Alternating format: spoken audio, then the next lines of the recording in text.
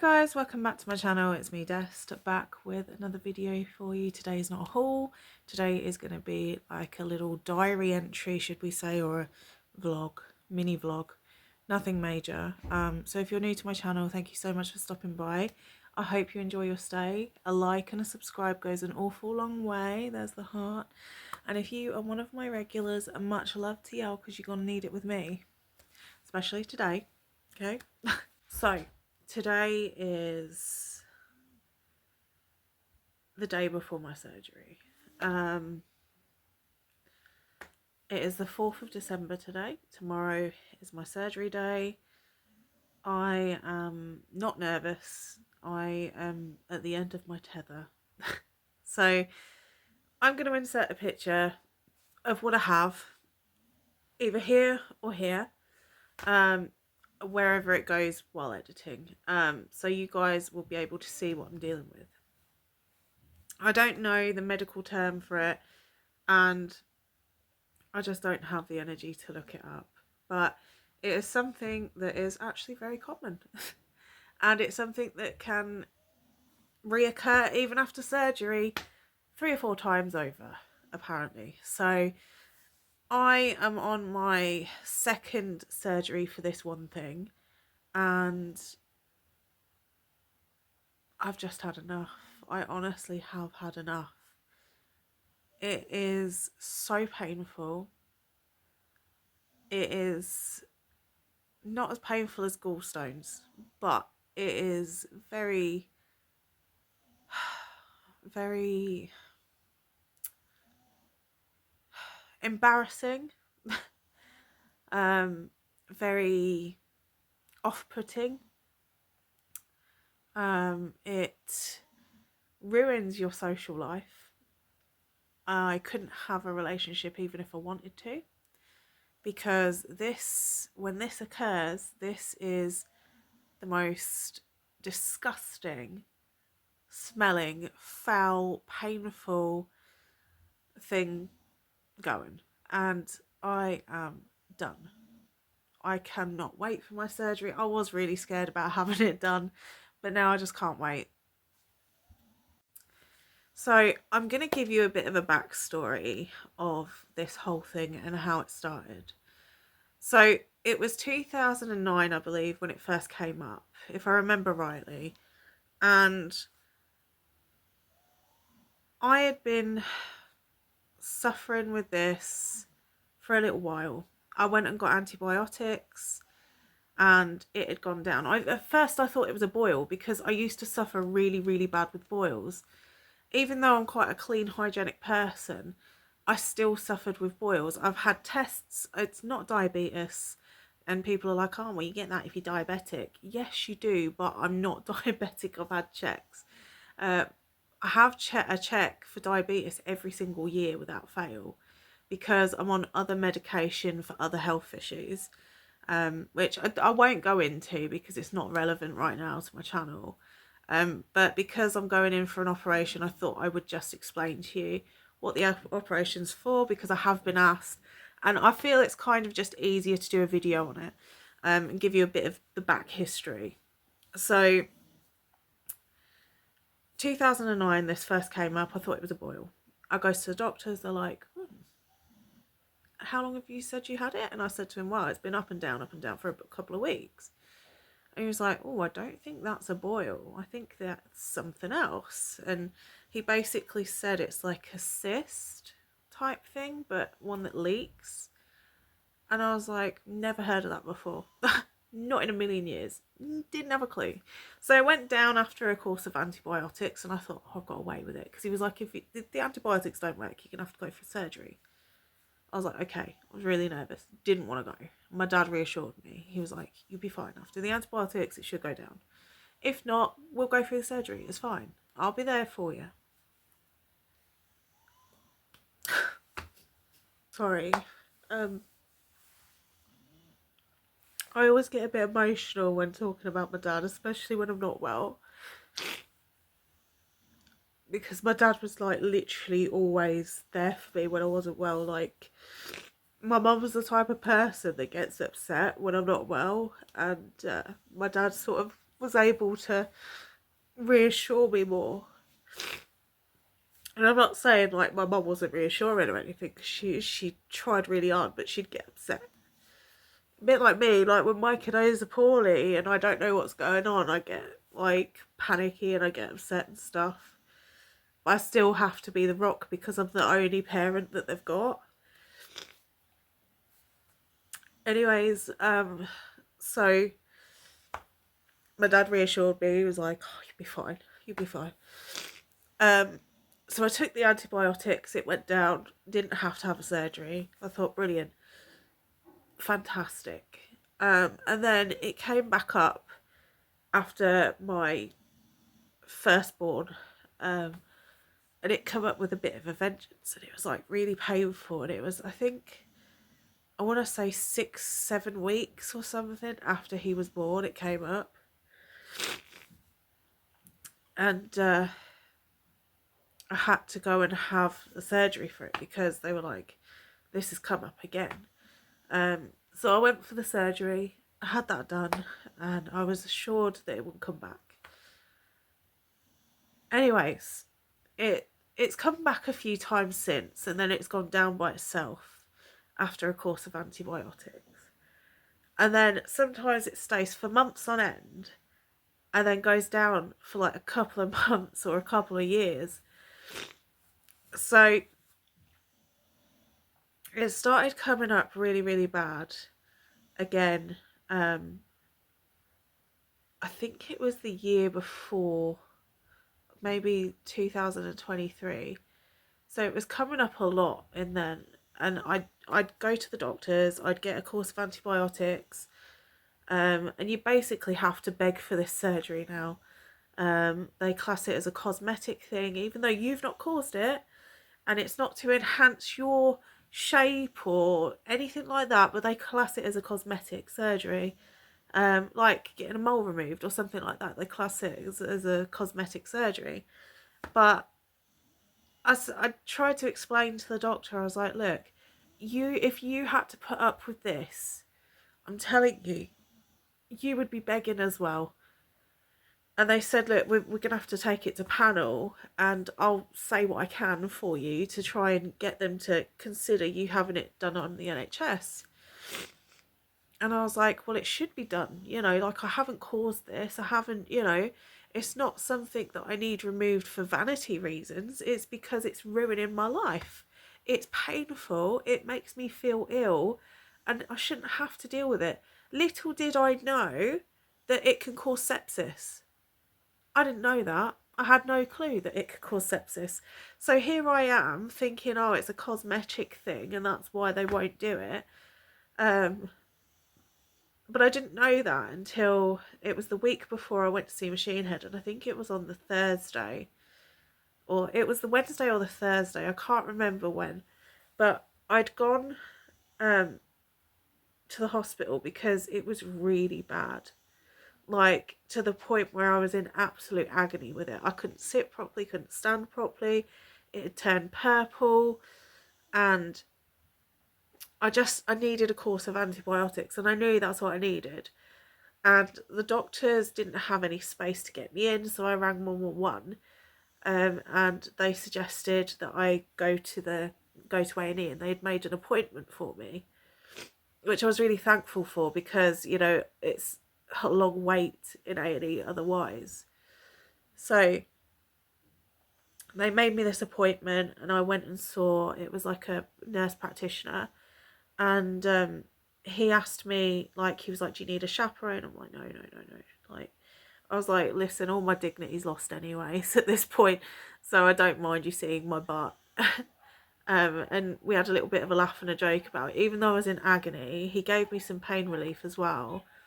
And I'm the type of person, alright, I'm on medication for another health issue, which I won't get into, it's not relevant right now. If it does become relevant, then I will discuss it with you guys, but it's not at the moment. Anyways, he gave me this pain relief. So I'm the type of person, I won't even take a paracetamol for a headache unless it's really, really bad, or like unless I've got toothache. You know, like I try not to take any medicine at all unless I have to. And obviously I have to take the medication that I take. But I said to him, oh, no, I'll be all right. And he's like, no, I insist that you take them. He was like, you're not allergic to paracetamol or anything. And I was like, no. But I had to wait for him to come back because he took pictures of it. He'd gone to see the surgery team because he wanted them to see me before he issued the antibiotics. And I was like, I don't know what these pills are. And I didn't think to ask. So I said to him, this isn't like cocodamol or anything because that gives me a really bad stomach. And he was like, no, it's pain. It's just paracetamol. But obviously it looked different because it was round. And I'm used to like the long ones in the capsules. So I was like, oh, okay, fair enough. Sorry. He was like, no problem. It was like better to ask than to not know.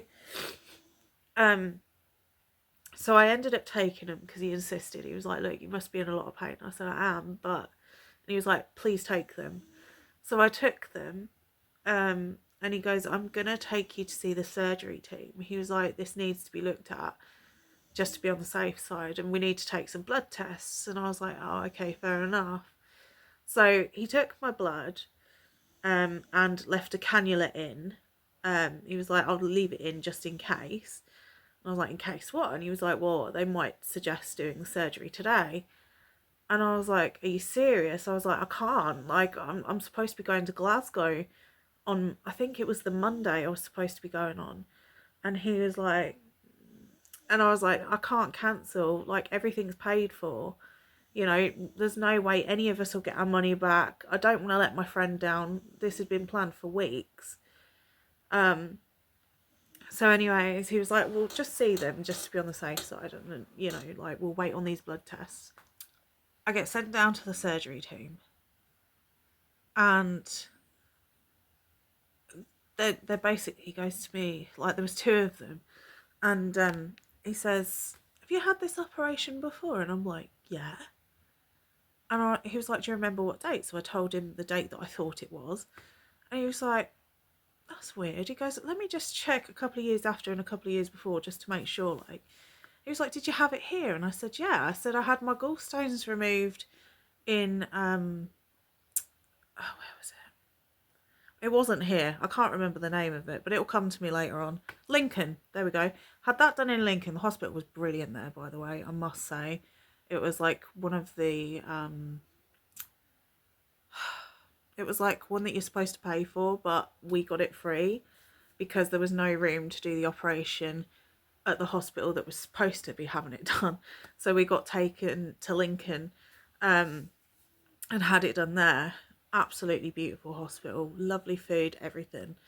Anyways, I digress. Getting back to it, he was like, that's really weird because it's not down here. And I was like, that is really weird considering. And he was like, have you had any other operations here? And I was like, yeah, I had my gallstones removed, but I had to go to Lincoln for that. And he goes, that should still be on the system.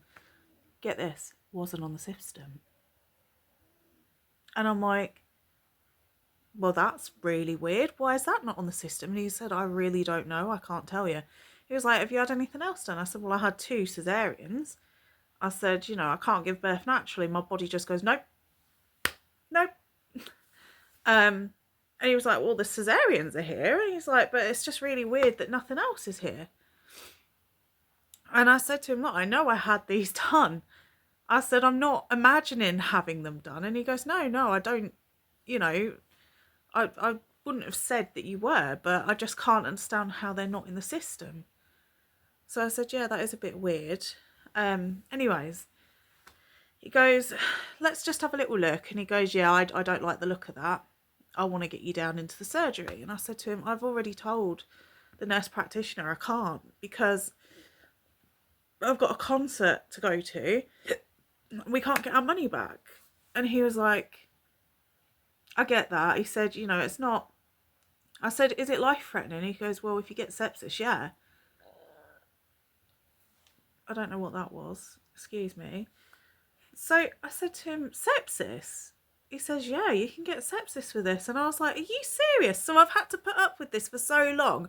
They're classing it as cosmetic, yet you can get sepsis. He was like, well, yeah, if it's, you know, if it's left untreated and stuff. I said, I can't believe this. So I said to him, you know, about my blood test. He goes, we're going to wait for your blood test to come back. If it looks okay, I can justify sending you home with some antibiotics. He goes, but I don't like the look of it. I said, I don't like the look or the feel of it. I said, but at the same time, unless I've got sepsis, there's no way I'm going to be able to have this surgery until it comes through. I'm waiting for it. I said, I'm waiting to see someone. Like, I've got a pre-op booked in. And he was like, okay, that's cool, but we'll see what the blood tests come back like. And he was like, yeah, okay, the blood tests are okay. I'm going to send you out with some antibiotics. And he was like, anything at all where you don't feel right, you collapse or anything like that, I want you straight in an A&E. I don't care if you're in Glasgow, if you're on your way home from Glasgow, or if you're back in your hometown. He said, I want you at A&E. I was like, okay, fair enough. I understand. I get that. That's fine. And I said, and I will promise you, I will do that. So it started going down after like 3 days of being on antibiotics. And I was like, thank God, it's done. It's dusted. I've not got to worry about it now for a little while. Anyway, I got my surgery date and it was still up a little bit when I went to have my pre-op date. And he was like, oh, it's not so bad. It's still leaking and stuff. But he's like, it's not so bad now. He said, we have got pictures of what it looked like a couple of weeks previous. And I was like, yeah, it flared up really bad and that's how it gets. And he was like, that's really awful. He goes, I can imagine you being in a lot of pain. And I explained to him, yeah, it's horrible. And I said to him, look, I don't want to be put to sleep for this. I just want it done under local. And he was like, I get that. We could probably do it under local. So I get my date through for my surgery, which was supposed to be on the 24th of October. And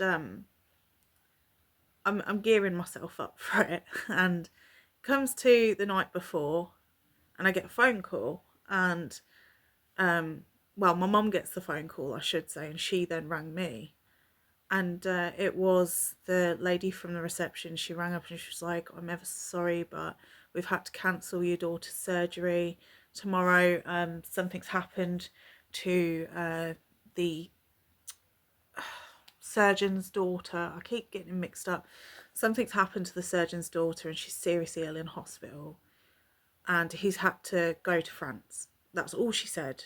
Because that's where, obviously, she lives. And my mum was like, yeah, we totally understand that, like, he's got to put his baby first. And I was fine with that, like, that's fine. I totally get it.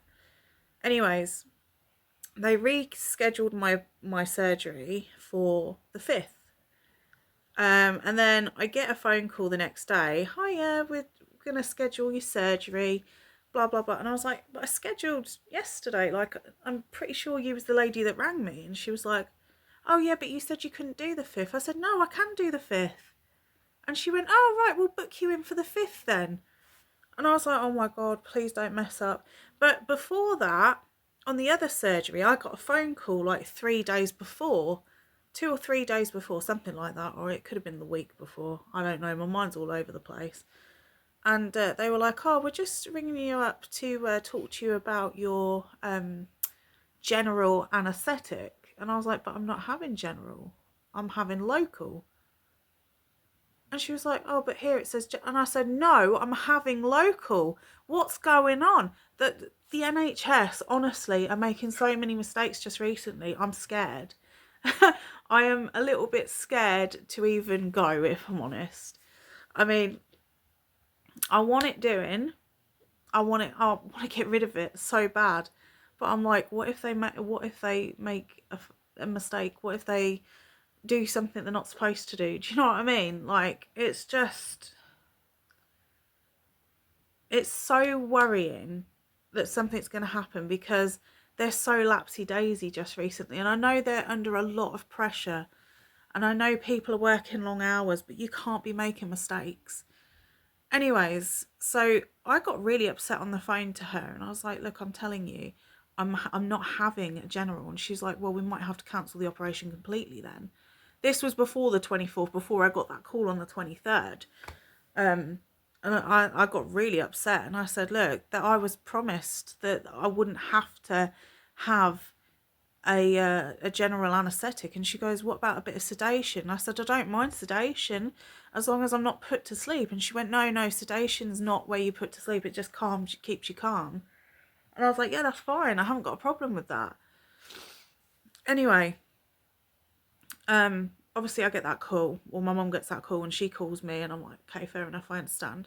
Then I get the booking for the 5th, which wasn't booked in, but then got booked in the next day. And it started, I want to say 2-3 days ago. I was getting like really, really itchy in that area, and it had been down for a good 2-3 weeks, at least 2-3 weeks. And I was like, this operation's going to be an absolute breeze. They're just going to go in, sort it out, no problem. It's done. It's already down. But they'll still be able to do it. Anyway, I started itching, and I thought, oh no. And I just waited then, like, because I knew it was going to come back up. And today and yesterday has been the most painful, and it's hurting me to sit like this, if I'm honest. It's hurting to sit at all.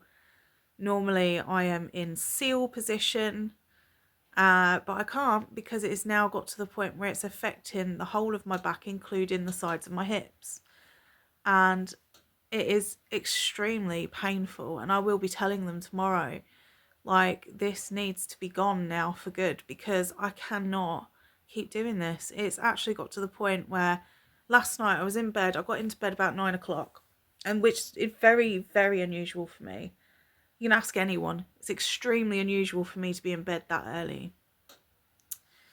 And I laid there and I was just sobbing because it was so painful. And no.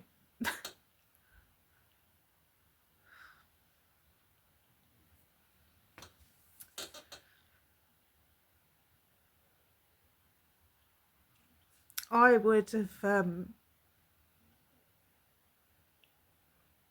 given anything just for my dad to say, oh, come on, you'll be all right.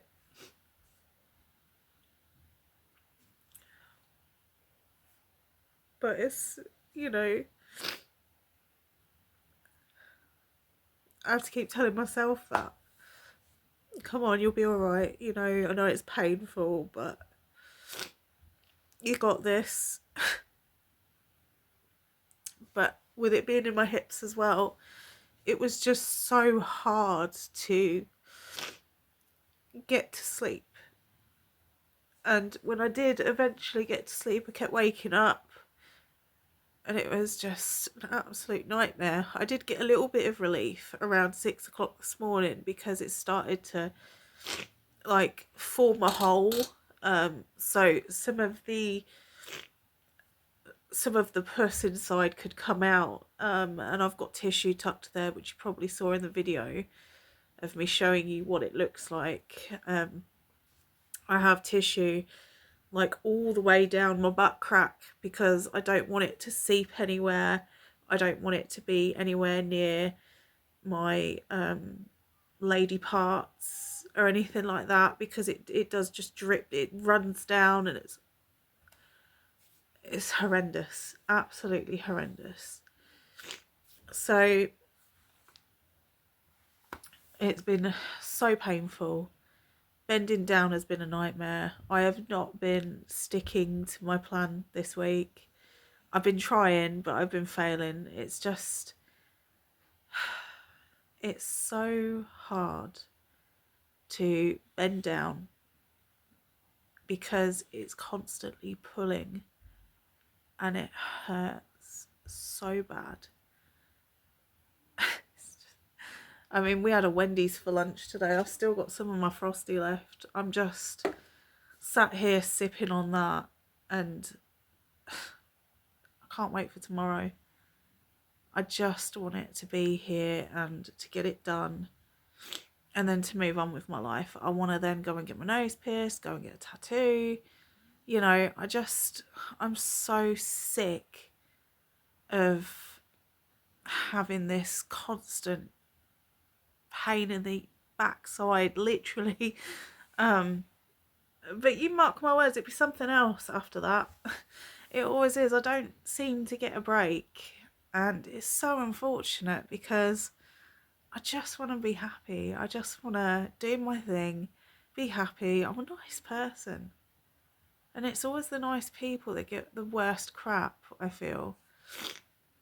So, yeah, it's always the way. And it's so unfortunate because I feel like a lot of the time we deserve a lot better. But my body's just like, you know what? No, sorry, girl, not gonna happen. So yeah, that's so far. I'm gonna vlog later. Maybe a few little how I've got on today. It's already, what's the time? 15:24. So it's 3:24 p.m. I'm gonna relax for a little bit. I should have been getting housework done today, but go figure. Just not able to do much. I did manage to get the Hoover out though, hang some clothes up. My washing machine's absolutely knackered as well, so that's being repaired on the 6th. I'm gonna have a little rest, chill out for a bit, and I will see you in a little while.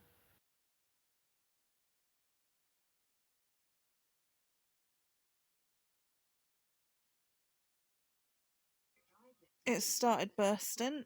I just thought I would show you guys. This is the crap that comes out of it. I've got loads in there, and it's the worst. The first one was the worst. It was just covered. This is what I have to put up with, and it is awful. It is currently 6:27 of the PM. So as you saw earlier, it burst. It feels so much easier to move around. Like, I'm so tired though. Pain really does make you tired. I've got to pack my bag for the hospital for tomorrow. I'm not staying in clothes. It's not happening. So hopefully, fingers crossed, I will just need to pack a few bits. But yeah, I'm not taking staying in clothes because that makes me think that I might have to stay in, and I don't want to. So yeah, fingers crossed. I'm not going to need to take any staying in stuffs. I'm not taking any bathing products or anything like that because they won't want me to bathe that day. So I'm just literally going to pack some spare clothes in case I need them, and obviously we'll pack in something to eat because I don't like hospital food, and hopefully they will let me go very quickly tomorrow. They'll be like, yeah, we're all patched up, let's ship you on out. But I do feel a lot better now it's burst. Don't get me wrong, it's still very sore, but not half as sore as what it was. My back and my hips are feeling a lot of relief now, and I just feel much better. Like, because that stuff inside me is literally poison. So that explains why I feel so bad. But I do feel a lot better now. I've had some of it come away from me. I'm going to get a nice hot shower. I was going to get a bath, but I don't want to be sitting in that bath water and that's still leaking. So I'm going to get a shower. I'm going to straighten my hair. I'm not allowed to wear makeup tomorrow, so I'm just going to do my face routine and try and get somewhat of an earlyish night because I have to leave by 11:30 at the latest because I want to get there. I want to see where I need to go and get somewhat settled in and ask if they're going to keep me overnight or not because I want to know. If I need to be kept in overnight, fair enough, but I don't see the point in me getting into pajamas and stuff. I will just take some very comfortable clothes with me. to get changed into in that case. So yeah, I might actually take pajama bottoms to come home in. It's just a comfort thing, you know, like my mate's gonna be picking me up in his BMW, and I was like, are you bringing the sexy car? And he was like, yeah, I'll bring you home in style. So yeah. He's literally one of my best mates. I've known him since I was like he was the one that I went to see Machine Head with. And because it said to me on the form, you need to have someone bring you home, you can't use public transport, meaning I couldn't go in a taxi, which was really weird. Because when I asked, they were like, no, you need to have someone take you home to make sure that you get in okay and stuff, and taxi drivers won't do that. I was like, okay. Fine. Yeah, so I'm gonna go home probably in pajama bottoms, but not pajama bottoms that are super inconspicuous and you can tell. Is that the right word? I don't know, but you can tell I feel a lot better. I'm just like, oh my god, I feel so much better now. That's literally come away from me. I'm still leaking. I've got like kitchen roll back there absorbing it, and I'm gonna try and keep changing that every 10-15 minutes just because I can't stand the smell. And fingers crossed, I will see you when it is shower time. Hopefully you can see that, but it's leaked all over my jeans. And this is what I mean. It is so unpredictable, and it leaks onto your clothes. It obviously leaked onto my knickers, then onto my jeans. But I'm going to go ahead in the shower now. Okay, so this is a soap that I tend to use in that area. I've still got quite a bit left. You can use it as a moisturiser or a soap. So for me, I use it as a soap and then I'll use it as a moisturiser afterwards. But tonight I'm just going to use it as a soap because it's still quite a tender area. And then this is what I'm going to use over the rest of my body. 1 kg, not all of it obviously, but you know, a good chunk. So I'm at the shower. I'm going to show you what I'm going to use to patch myself up tonight. I've got it all ready.